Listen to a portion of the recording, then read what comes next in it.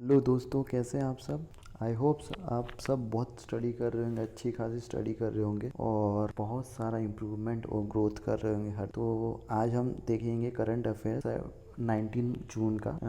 पिछले एक दिन का कुछ करंट अफेयर छूट गया था, तो उसके लिए मैं माफ़ी चाहूँगा, लेकिन आगे मैं कंटिन्यू करूँ। तो शुरू करते हैं किसी मोटिवेशनल कोट्स के साथ। नेल्सन मंडेला जी ने बोला है, a winner is a dreamer who never gives up. एक विनर एक ड्रीमर होता है जो सपने देखता है, खुली आंखों से सपने देखता है। ये नहीं कि आप आंखें बंद कर रहे हो और सुबह उठ रहे हो और सपना देख रहे हो। आंखें बंद करके सपने देखने कभी पूरे नहीं होते, ऐसा कहा जाता है। जो बंदा आंखें खोल के सपने देखता है उसी के ड्रीम्स पूरे होते हैं। तो हमको सपने देखने हैं आंखें खोल के। तो नेल्सन मंडेला जी भी ये बोल रहे हैं कि आंखें खोल के सपने अपन देखेंगे और हम सक्सेस पाएंगे। कोई भी गवर्नमेंट जॉब हो, हम उन सबको क्रैक करेंगे। अब यही संकल्प लेके हम आगे बढ़ेंगे। तो आज हमारे साथ है करंट अफेयर्स 19 जून। ठीक है, तो शुरू करते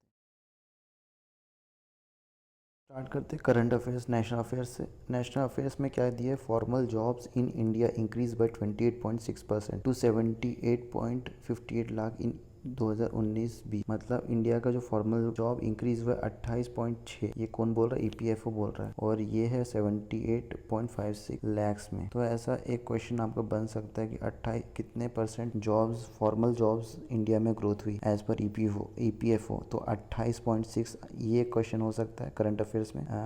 इसमें मतलब एमसीक्यू में बन सकता है। और दूसरा क्वेश्चन पूछ सकते हैं कि ठीक है 28.6% ग्रोथ हुई, लेकिन वो टोटल अभी कितनी है। तो ये क्वेश्चन ऐसा बन सकता है कि अमाउंट में बताइए कितने, तो 78.58 लाख। तो ऐसा एक क्वेश्चन बन सकता है इसमें से। ठीक है, तो मैंने आपको पहले ही बोला है कि ईपीएफओ का फुल फॉर्म, ये हॉट टॉपिक है, इस पर क्वेश्चन पूछ सकते हैं।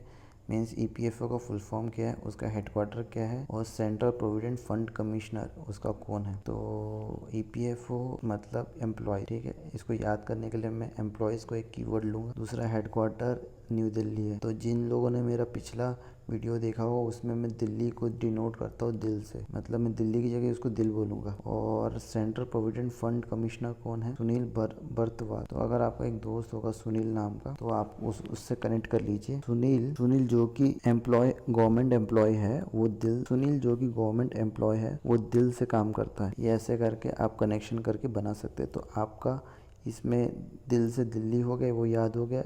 ईपीएफओ का क्या चीज़ है, एम्प्लॉय आ गया उसमें, और कमिश्नर का सुनील आ गया। तो ऐसे करके आप याद कर। उसके बाद इंटरनेशनल अफेयर्स। इंटरनेशनल अफेयर्स में है, India elected for the 8th term as non permanent member of UN security with whole presidency in August 2021। तो इंडिया इलेक्टेड हो गया 8 टर्म के लिए as non permanent member NPM for UN security. तो ये question बोल सकते हैं कि कितने टर्म्स के बाद हुआ है वो 8th टर्म के लिए, 8वें टर्म में फिर से वो नॉन परमानेंट मेंबर बन गया। तो इसके ऊपर एक क्वेश्चन हो सकता है। ठीक है, तो मैं ये चाहता हूँ कि आप सबके सब पढ़ें, सारे की सारी चीज़ें पढ़ें, लेकिन जो बेसिकली मुझे मेरे माइंड से लगता है कि ये क्वेश्चन आ सकते हैं, तो वो क्वेश्चंस मैं आपको बताते चलूँगा और उसकी ट्रिक्स बताऊँगा। मेन बात है कि ट्रिक्स उसको याद कैसे रखना, क्योंकि बहुत सारे लोग स्ट्रगल करते हैं कि कैसे याद करना। और इसी बीच में एक चीज़ बोलना चाहूँगा, अगर आप ये चैनल पर नए हैं तो सब्सक्राइब कर लीजिए और नोटिफिकेशन बेल को ऑन कर दीजिए, ताकि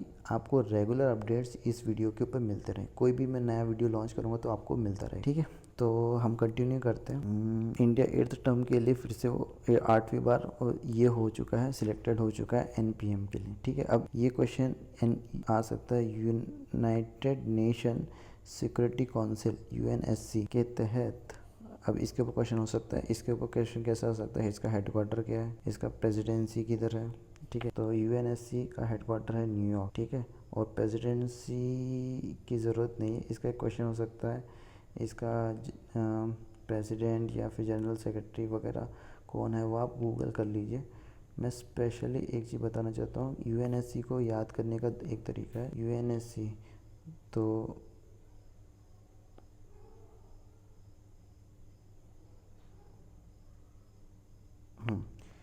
तो यूएनएससी को हम लोग याद कर सकते हैं, यूएनएससी लिखिए और न्यूयॉर्क का ORK मैं लूँगा, ORK। ठीक है, तो यूएनएससी ये एक हो गया, ORK मतलब कॉर। ठीक है, तो इसको आप याद कर सकते हैं ऐसे। ठीक है, ये आपका याद हो गया। उसके बाद RBI proposed new rules for housing finance company. ठीक है, RBI proposes new rules for housing finance company. तो इसके तहत क्या है देखते हैं, ठीक है। इसके ऊपर एक क्वेश्चन बन सकता है आरबीआई के ऊपर, क्योंकि आरबीआई यहाँ पे लिंक हो गया, तो आरबीआई के क्वेश्चन बन सकता है। आरबीआई का हेडक्वार्टर क्या है? मुंबई। फॉर्मेशन कब हुआ? ये क्वेश्चन आ सकता है। 1 अप्रैल 1935। गवर्नर कौन है? शक्तिकांत दास। और 4 डिप्टी गवर्नर भी है, तो ये भी थोड़ा याद कर लीजिए कि इसके ऊपर भी क्वेश्चन बन सकता है, ठीक है। अब मैं याद करूंगा आरबीआई, ठीक है। आरबीआई का कैसे याद करूंगा हेडक्वार्टर? तो ये मुंबई, BI, ये मुंबई है, BAI, तो ये RBI, तो ऐसे इसका हेडक्वार्टर याद हो गया। फॉर्मेशन आपको कैसा है, एक साइड में नोटबुक लिखना पड़ेगा और उसमें ऐसे इंस्टीट्यूशन लिखिए, ठीक है।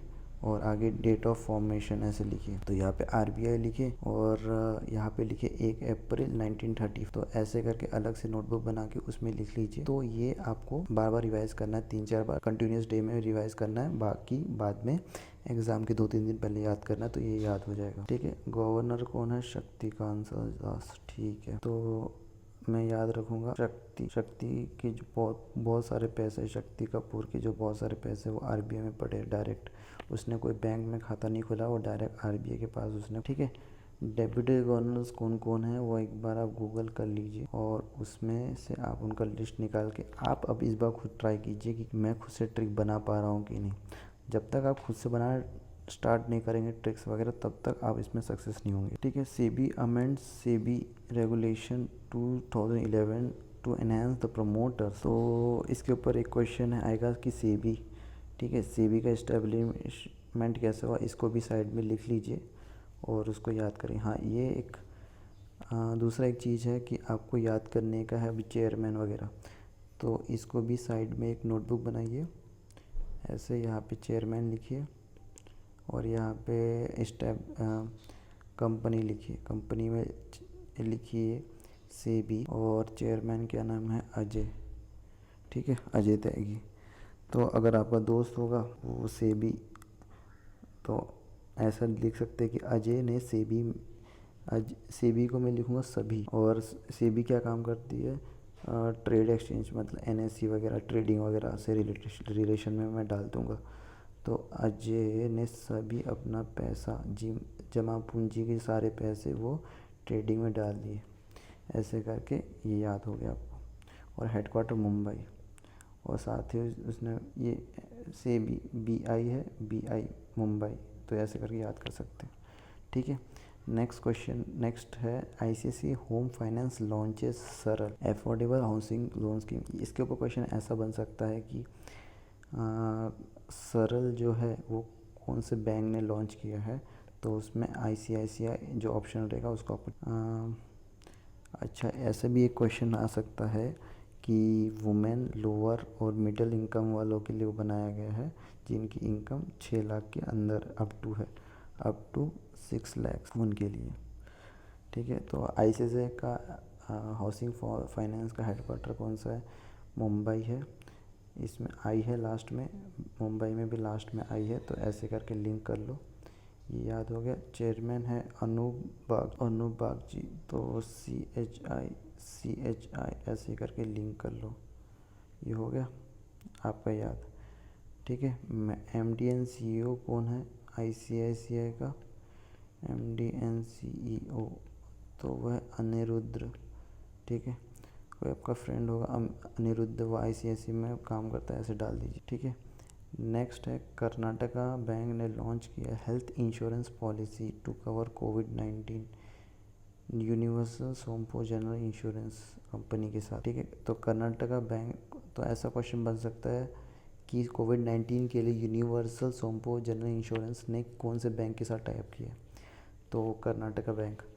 तो मैं ऐसे याद रखूँगा, इसमें इसको ऐसे याद रखूँगा, मैं इसका सोम वर्ड लूँगा, सोम मैं डिनोट करूँगा सम से, तो ये मेरे को याद हो जाएगा सम, ठीक है। कर्नाटक का मैं नाटक वर्ड लूँगा, इसको ऐसे लिंक करूँगा और इंश्योरेंस, ठीक है। तो मैं इसको ऐसे याद रखूँगा, एक ये नाटक, सम और इंश्योरेंस। कुछ लोग जब इंश्योरेंस बेचने आते हैं, सम लोग जो इंश्योरेंस बेचने आते हैं, तो मैं नाटक करने लग जाता हूँ कि मैंने ये ले लिया है, ये पॉलिसी मेरे पास ऑलरेडी है, ताकि मैं उनको भगा सकूँ। ऐसे करके याद कर लीजिए। अब कर्नाटका बैंक का ऊपर क्वेश्चन आ सकता है कि उसका हेडक्वार्टर क्या है, उसका हेडक्वार्टर है मैंगलुरु। तो मैं कर्नाटक का हेडक्वार्टर ऐसे याद रखूँगा, ये है नाटक, ठीक है, और ये हेडक्वार्टर मंगल लूँगा मैं यहाँ से। तो मंगल ने अच्छा नाटक किया है, तो ऐसे करके मेरे को कर्नाटका का हेडक्वार्टर याद हो जाएगा, ठीक है। MD and CEO कौन है? महाबलेश्वर। मंगल ने अच्छा नाटक किया कहाँ पे? महाबलेश्वर में। तो ऐसे करके तीनों याद हो गए, ठीक है। यूनिवर्सल सोम्पो कंपनी, तो यहाँ पे आई है, मुंबई में भी आई है, ये आपको याद हो गया, ठीक है। और MD and CEO है शरद, ठीक है। तो मेरे एक दोस्त थे जो जिनका नाम है शरद, ठीक है। तो उनके घर पे एक बाई आती थी, वो यूनिवर्सल सारा काम करती थी। यूनिवर्सल एक ऐसा भी कोई काम नहीं था जो उसको नहीं आता था, वो सारा काम करती थी, ठीक है। उसके बाद नेक्स्ट है टाटा AIG लाइफ इंश्योरेंस ने पार्टनर किया है किसके साथ? East consultancy services for paperless offline EKYC। Paperless मतलब ऑफलाइन EKYC सर्विसेज किया है Tata AIG, Tata with east. तो आपको याद रखने के लिए एक ऐसा तरीका है, टाटा और ईस्ट, ऐसे याद रखना, ऐसे याद रखिए इसको, TASTE टेस्ट, टाटा का TA और ईस्ट का AST ईस्ट, ठीक है। ये टाटा का टा और ईस्ट का ऐसे टेस्ट करके याद रखिए। जब भी कोई भी बैंक वाला या फिर कोई भी बंदा EKYC के लिए फ़ोन करता है तो मेरा टेस्ट ख़राब हो जाता है, ऐसे करके याद कर सकते। ये क्वेश्चन एक आ सकता है, टाटा AIG लाइफ इंश्योरेंस का हेडक्वार्टर कहाँ है? AI देख लीजिए, AI, और मुंबई में भी AI है, तो ये कॉमन हो गया, ये आपको याद हो जाएगा ऐसे। ये एक ट्रिक है इसको याद करने का, ठीक है। फिर CEO मैनेजिंग कौन है? ऋषि, ये है ऋषि। तो मैं इसको ऋषि को कैसे याद रखूँगा? हमारे CEO को ऋषि ने बोला है कि तुमको इंश्योरेंस कराने की कोई ज़रूरत नहीं, वो ऐसा याद हो गया। फिर चेयरमैन है, तो मेरा एक दोस्त है जो कि सौरभ है, ठीक है। उसने LIC वाले को टाटा बाय बाय करवा दिया, ऐसे करके याद कीजिए। उसके बाद है bank of Baroda to fully digitalise lending operation, मतलब बैंक ऑफ बड़ौदा जो है कि पूरा डिजिटलाइज कर रहा है कोई भी लोन वगैरह के ऑपरेशंस को। तो इसको कैसे याद रखेंगे? इसको ऐसे याद रखेंगे, बैंक ऑफ बड़ौदा है ना, तो मैं इसको याद रखूँगा ROD, रोड वर्ड यूज़ करूँगा, ठीक है। तो बैंक ऑफ बड़ौदा, ठीक है। तो जितने को लोगों को भी लोन चाहिए था बैंक में आने के लिए, तो बैंक वालों ने उसको रॉड से मार के भगाया और बोला कंप्यूटर से अप्लाई करो। तो ऐसे करके आप इसको याद कर सकते हैं, बैंक ऑफ बड़ौदा, ठीक है। अब बैंक ऑफ बड़ौदा के भी ऊपर क्वेश्चन बन सकता है, उसका हेडक्वार्टर क्या आएगा, MD and CEO क्या कौन है, वगैरह वगैरह। तो बैंक ऑफ बड़ौदा का आपको पता है बड़ौदा, और दूसरा नाम है बड़ौदा का वडोदरा, जो कि नया नाम है, इसका हेडक्वार्टर यही होगा। तो आपको ये याद हो ही गया ऑलरेडी, इसमें याद करने की ज़रूरत नहीं है, ठीक है। MD and CEO कौन है? संजीव, ठीक है। तो इसको ऐसा रख सकते हैं मेरे को याद करने के लिए, बड़ौदा का मैं रखूँगा बार, ठीक है, याद। संजीव कपूर तो आपको पता होगा जो किचन वगैरह में खाना वगैरह बनाता है। तो मैंने ये देखा कि संजीव कपूर बार में खाना बना रहा था, तो ऐसे करके आप याद कर सकते हैं। अब आ गए हैं हम लोग अपॉइंटमेंट्स एंड रेजिग्नेशंस में। अब है Volkan Bozkir becomes the first Turkish, पहला टर्किश बन गया to be elected as president, ठीक है, टर्किश, ठीक है। तो वॉल्कन बोर्गजीर टर्की का है, वो प्रेसिडेंट बन गया है यूनाइटेड असेंबली का।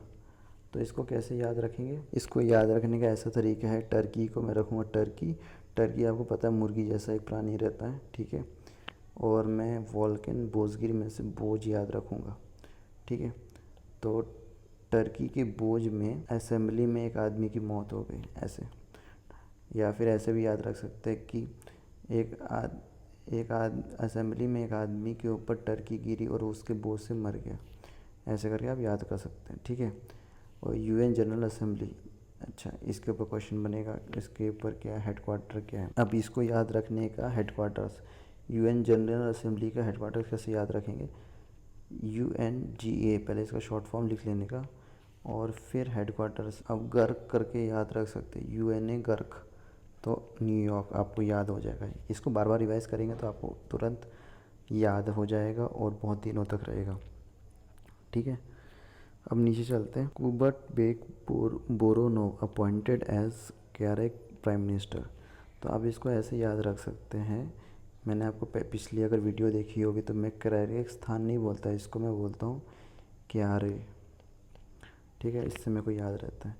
तो अगर आपको याद रखना है इसको तो ऐसे याद रख सकते हैं, के और के, हो गया याद आप। अब नेक्स्ट चलते हैं। हाँ, कैरेक्स्तान की कैपिटल और करेंसी पिछली बार याद कराया था मैंने आपको, तो वो है ये की को मैं बोलता हूँ केक, क्योंकि उसका प्रोनाउंसिएशन भी केक होता है। और सोम यानी सम लोग केक खा के बोलते हैं क्या रे इतना ही खिलाएगा और नहीं देगा क्या पार्टी, वगैरह वगैरह, ऐसे करके याद कर सकते हैं। ठीक है, उसके बाद आता है science and technology. Science and technology में कैसा है, नासा के जो साइंटिस्ट ने ऑब्जर्व किया है Bose Einstein quantum fifth state matter of time, fifth state of matter, और फिफ्थ स्टेट ऑफ मैटर को याद, इसको लिंक किया है बोस आइंस्टाइन से। ठीक है, तो आप याद रख लीजिए फिफ्थ स्टेट ऑफ मैटर है बोस आइंस्टाइन। ठीक है, अब नासा का फुल फॉर्म आ सकता है इसमें, तो ये बहुत इंपॉर्टेंट हो सकता है, तो इसको अलग से नोटबुक में लिख लीजिए या फिर एवर नोट में लिख लीजिए। ठीक है, नासा का हेडक्वार्टर कौन सा, वाशिंगटन, और एडमिनिस्ट्रेटर कौन है, जिम ब्रिस्टाइन। ठीक है, ब्राइड, मैं इसको याद रखूँगा ब्राइड से, और वाशिंगटन से नासा, अब मैं याद रखूँगा नासा, कीवर्ड्स है मेरे नासा, वाशिंग और है ब्राइड। तो जो भी ब्राइड नासा में एंटर करते हैं वो अपने ड्रेस वॉश करके ही एंटर करते हैं, ऐसे करके आप याद कर सकते हैं।